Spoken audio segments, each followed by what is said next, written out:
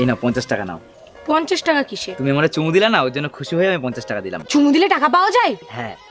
শিবুদার তো আমি অনেকগুলো চুমু দিয়েছি, তাহলে শিবুদার কাছে আমি অনেকগুলো টাকা পাবো। যাই নিয়ে আসি। চাচি, চাচা কোনে গেছে? বাবা তোমার চাচা তো বিদেশে গেছে, 1 বছর পরে আইবো। ভাবি আপনি কোনো টেনশন করেন না, যদি কিছুর দরকার পড়ে আমাকে একবার কইবেন, আমি কৈতরের নাগাল উড়ে আসমু। ম্যাডাম, বাড়িতে একজন ভদ্রলোক এসেছেন। আসতে বলো।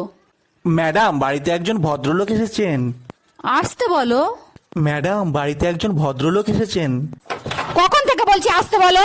আমি তো আসতে। আচ্ছা শোনো, আমি সিদ্ধান্ত নিছি আমার চোখ দুইটা দেখাবো। প্রতিদিন তো আমারই চোখ দেখাও, তাতে তোমার মন ভরে না, আবার কারে চোখ দেখাবা? ফাও কথা বইলো না, পাশের বাড়ির ভাই নাকি চোখের ডাক্তার, তারই দেখাবো।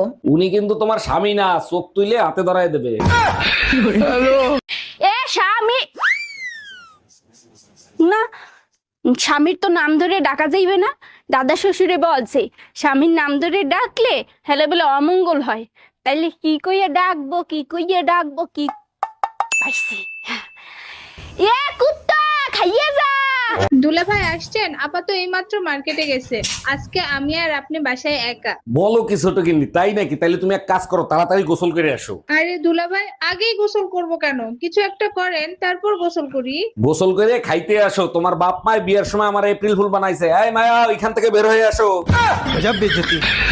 আচ্ছা বউ, আমি মরে গেলে তুমি কি করবা? কেন? আমি আমার বোনের সাথে থাকবো। ও, আমি মরে গেলে তুমি কি করবা? কেন? আমিও তোমার বোনের সাথে থাকবো। এই নাও 50 টাকা নাও। 50 টাকা কিসে? তুমি আমারে চুমু দিলা না, ওর জন্য খুশি হয়ে আমি 50 টাকা দিলাম। চুমু দিলে টাকা পাওয়া যায়? হ্যাঁ। শিবুদার তো আমি অনেকগুলো চুমু দিয়েছি, তাহলে শিবুদার কাছে আমি অনেকগুলো টাকা পাবো। যাই নিয়ে আসি।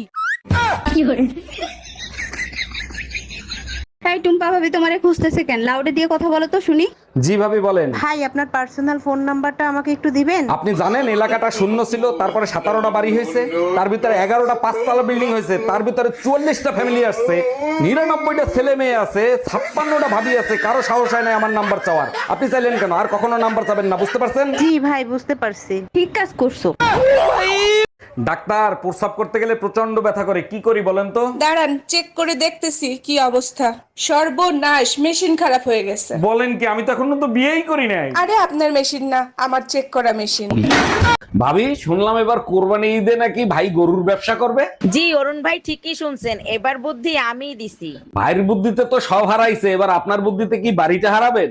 এবার ব্যবসায় লস হবে না, কারণ কুরবানির গরুর সাথে গ্যাস সিলিন্ডার ফ্রি দেব।